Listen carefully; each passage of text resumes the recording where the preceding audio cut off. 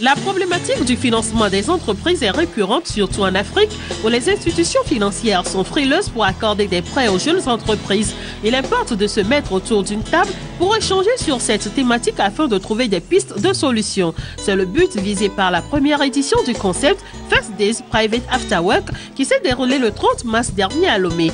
Le guest speaker invité, Paul-Harry Etna, directeur de gestion d'actifs du groupe Ecobank et membre du John Doe Fellowship, a entretenu la centaine de cadres, dirigeants d'entreprises et chercheurs de contacts présents à cette soirée de networker sur les solutions innovantes de financement des jeunes entreprises, notamment la recherche de financement participatif. Je crois que ce n'est pas une solution simple, il n'y a pas une solution que je peux vous donner, il n'y a pas de solution magique.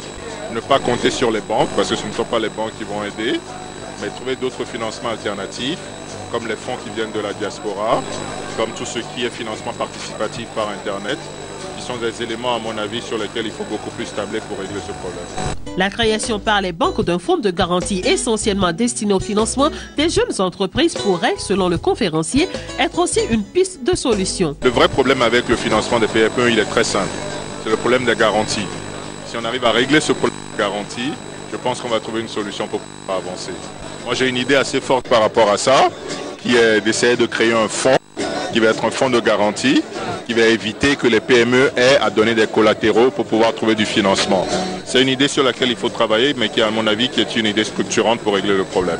Pour parvenir à la création de fonds de garantie, les institutions bancaires et les compagnies d'assurance doivent travailler conjointement. L'effort est conjoint, donc ça concerne à la fois les banques, et je dis bien, ça concerne aussi les compagnies d'assurance, parce que les banques, lorsqu'elles financent des projets, elles ont besoin de certaines garanties. De même, ces entrepreneurs ont également besoin d'être protégés. C'est le rôle des compagnies d'assurance. Et c'est en cela où je dis effectivement que nous sommes partie prenante et notre implication dans ce type de projet permettrait justement de rassurer tout le monde, et à la fois les entrepreneurs et également les banques. First Days Private After Work est un concept initié par des jeunes cadres de banque et qui a pour but de permettre aux jeunes cadres et entrepreneurs de se divertir tout en échangeant sur des thématiques pertinentes autour d'un verre. Des innovations sont attendues pour les prochaines éditions qui auront lieu chaque trimestre.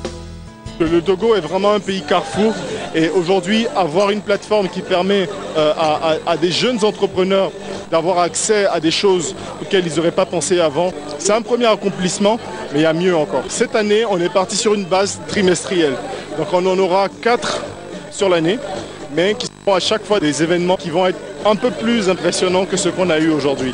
Donc la prochaine édition, on espère en tout cas avoir des femmes entrepreneurs, mais des femmes de haut niveau. Le rendez-vous est donc pris pour la fin du deuxième trimestre pour l'édition 2 des First Days Private After Work.